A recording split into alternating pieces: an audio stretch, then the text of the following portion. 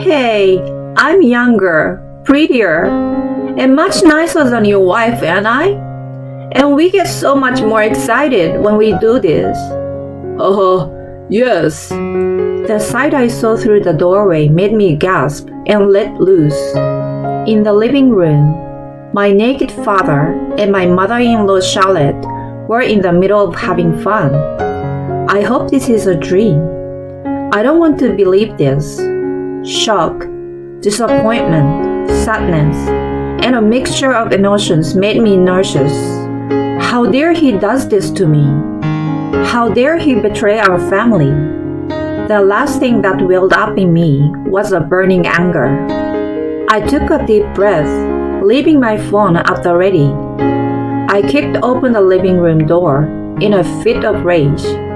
My name is Tori. I'm an office worker and a housewife. My husband Elvis and I got married about 5 years ago. We belong to the same department in the same company, and there were many occasions when we helped each other, both publicly and privately. So we became very close without either of us saying a word. After 3 years of dating, we were married. I'm home. Welcome home. Good work today. Both Elvis and I were busy with our jobs and had no children yet. My mother always urges me, I want to see my grandchildren as soon as possible. But for now, we are still looking forward to spending a little more time together as a couple. Then one day, on a holiday, I went back to my parents' house to pick up some clothes. My parents' house is about a 20 minutes drive from our house, so I can easily go home whenever I want. I am very thankful that I can turn to them immediately if I have any problems. When I finished taking the clothes I needed and went to the living room, my mother was making me a cup of tea. How are you doing lately? Is work going well? Yeah, well, reasonably well. My mother and I sat down on the sofa and talked about what was going on with each other. How are you doing, Mom? Are you and Dad fighting? I asked jokingly, and suddenly my mother's face contorted. I wondered if something had happened to her. She took a sip of her tea and opened her mouth to say, Actually, my mother told me that my father had been acting strangely lately. My father had just recently retired from the company where he had worked for many years. Since then, he has been spending his time at home, taking it easy, doing nothing in particular. I think he's just taking it easy now that he doesn't have a job anymore, right? My father was always a workaholic who was rarely at home. Now that his job, which had been the center of his life, is gone, he doesn't know what to do. He may be at a loss. In fact, I have heard such stories here and there. However, my mother shook her head and said, It's not like that. She said that his attitude toward her was somehow cold. Take, for example, the conversation during meals. He used to tell funny stories about things that happened at work, or about how delicious something in his lunchbox was. However, recently, he just moves his hands silently and hardly continuing the conversation, even if my mother talks to him. In addition, when she sits down next to my father, who is relaxing in the living room, he stands up awkwardly and returns to his room saying, I'm tired. She said that this kind of strangely distant attitude has been increasing recently. Maybe you just care too much? Dad must have his own reasons. If that's the case, it's fine. I talked with my mother about it and left that day. I went home and thought back to the conversation I had with my mother as I prepared the meal. I told my mother not to worry about it, but I was a little concerned about it myself. If my mother was just overly concerned, that was fine. But what if my father had something on his mind? My father is getting old. Maybe he is sick or something, and he can't tell my mother about it. If that is the case, I would like to listen to him.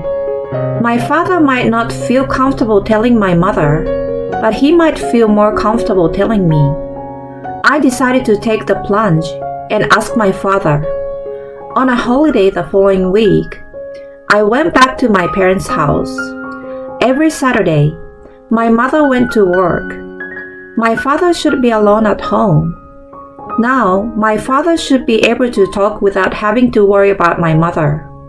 With this in mind, I unlocked the front door. As usual, I stopped moving to pull open the front door. I hear a strange voice through the narrow opening of the front door. I wondered for a moment whether or not I should turn back, but I stepped into the doorway, determined to find out the identity of the voice. I walked down the hallway, trying to make as little noise as possible. The voice seems to be coming from the living room. As I approached it, I wondered again whether I should turn back. No matter how you look at it, the voices, which I'd be afraid to listen to in the daytime, were coming from inside. But I had already come this far. I couldn't live in such an ambiguous state. I put my ear to the door and listened to what is going on inside. I hear my father's happy voice. Come on, let me take a closer look. You're so impatient. As if I answer, I hear a woman's voice. Of course, it was not my mother's voice. When I heard that voice, I was a little shaken. Charlotte. It was unmistakably the voice of Charlotte, my mother-in-law. My parents and parents-in-law don't interact much. They only see each other once a year or so. How did this happen? My mind went blank, but somehow I managed to maintain my composure. I haven't checked inside yet. There is a possibility that I'm mistaken, or rather, I hope I am mistaken. Just the thought of my immediate family and in-laws having that kind of a relationship makes me want to vomit. With trembling hands, I put my hand on the living room doorknob. Slowly, I opened the narrow door so as not to make a sound. The sight I saw there made me think I was going to have a stroke. The first thing I saw was two people's clothes, which had been taken off in a messy manner. The woman's voice was my mother-in-law, and on the rug in the living room, the two of them were in the middle of it. Oh no! My head shook with shock, as if I had been hit with a blunt object. Was this how my father's attitude toward my mother had changed? He had betrayed us, and behind our backs, they were getting it on like this? As a parent, or even before that, as a human being, he should not be allowed to do this. And moreover, to have done it in a place like this, when my mother was not around. I will not allow it. I will never ever forgive him.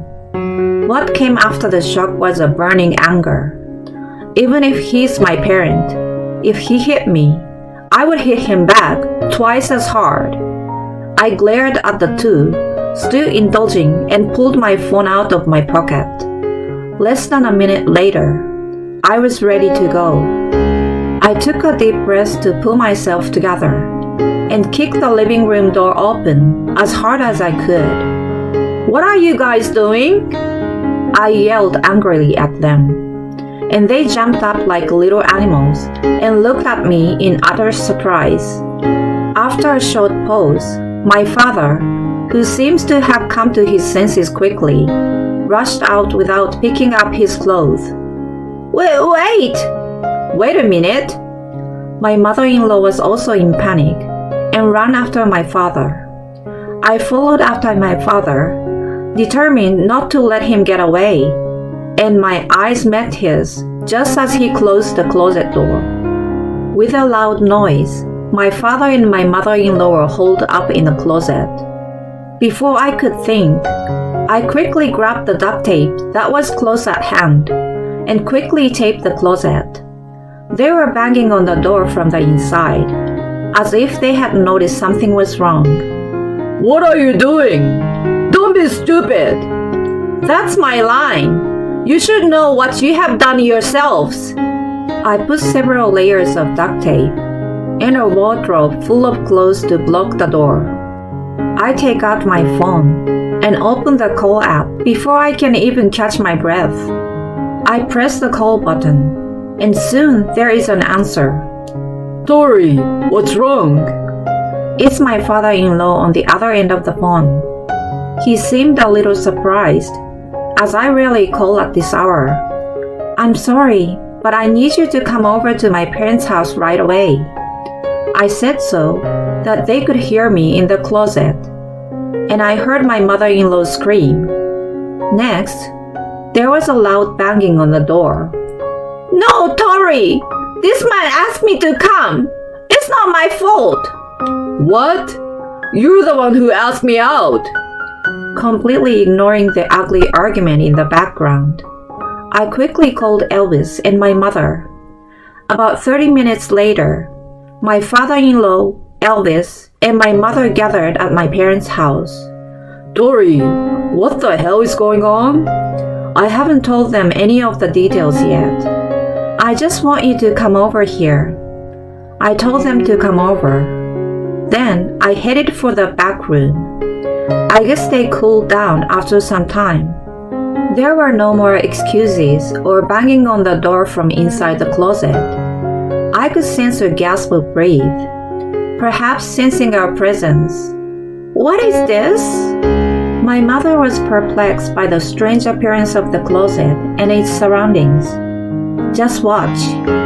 I moved the wardrobe out of the way and peeled off the duct tape.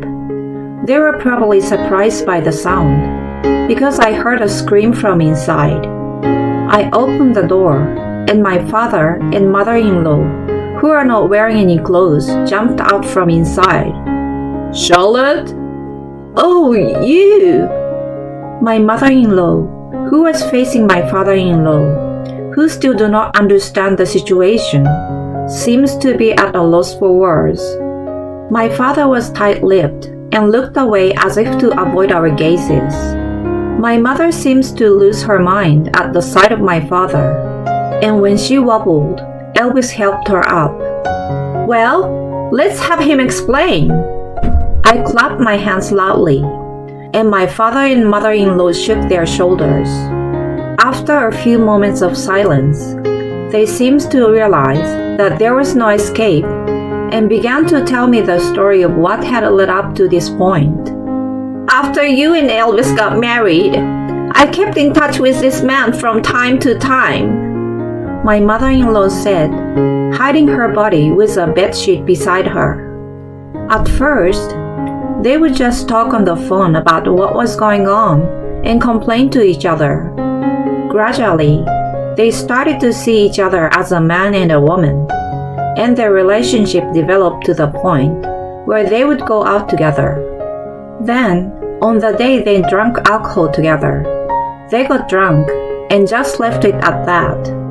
I was about to cover my ears when my father-in-law, who had been silently listening to them, stepped in front of me. My mother-in-law was startled and clung to his feet. I'm sorry. I won't do this anymore. You will forgive me, won't you? Hey! My father-in-law said nothing, but stared at her as she begins to cry. Then, he let out a sigh and called his wife's name. Charlotte, I'm divorcing you. My mother-in-law's face, which seems to have been hoping to be forgiven, turned pale with despair. Oh no! Don't say such a thing! Why would you do such a terrible thing?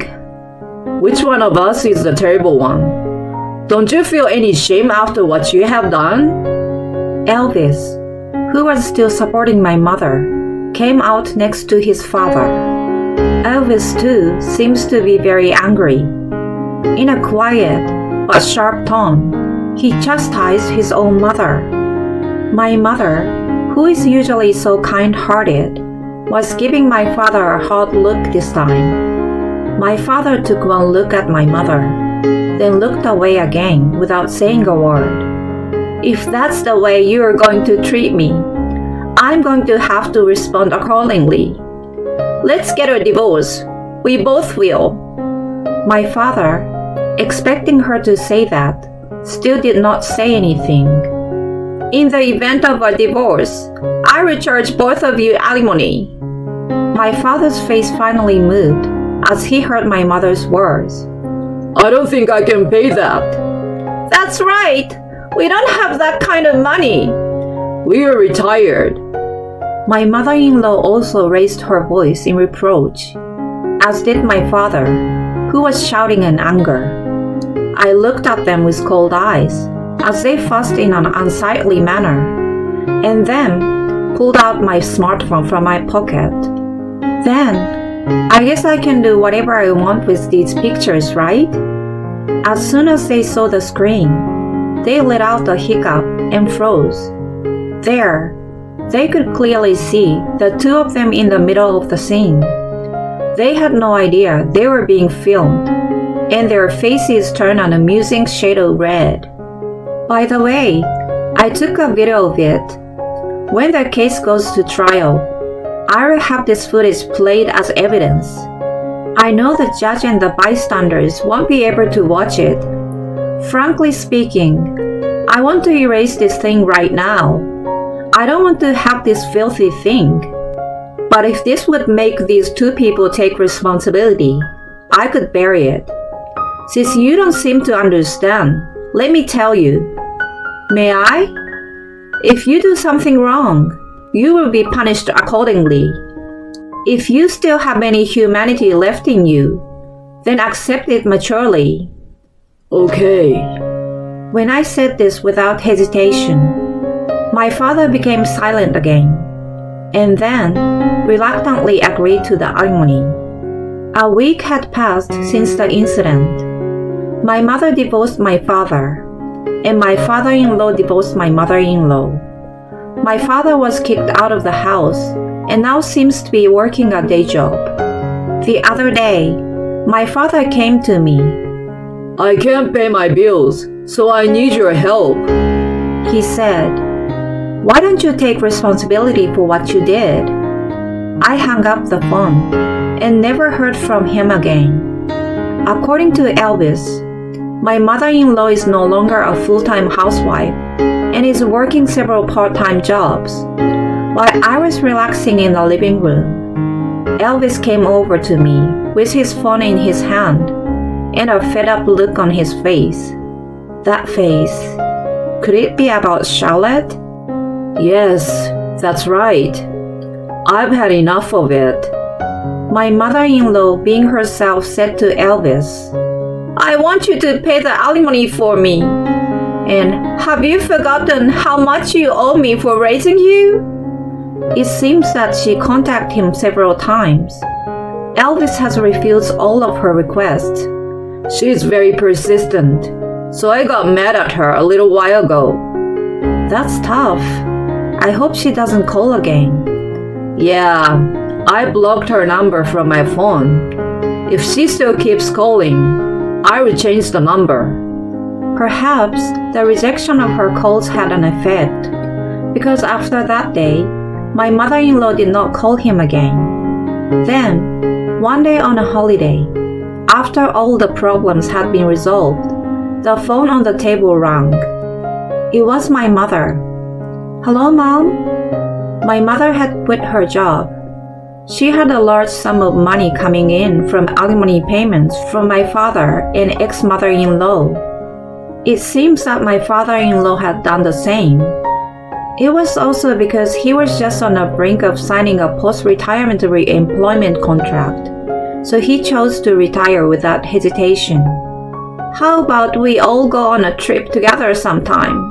Of course, Elvis' father is coming with us." "Sounds good. When?" This experience has brought our family closer together. We often go out as a family these days. I have always liked getting together with a lot of people, and that made me a little happy. With every bad thing comes a good thing. As I discussed travel plans with my mother, I thought about the future and laughed a little.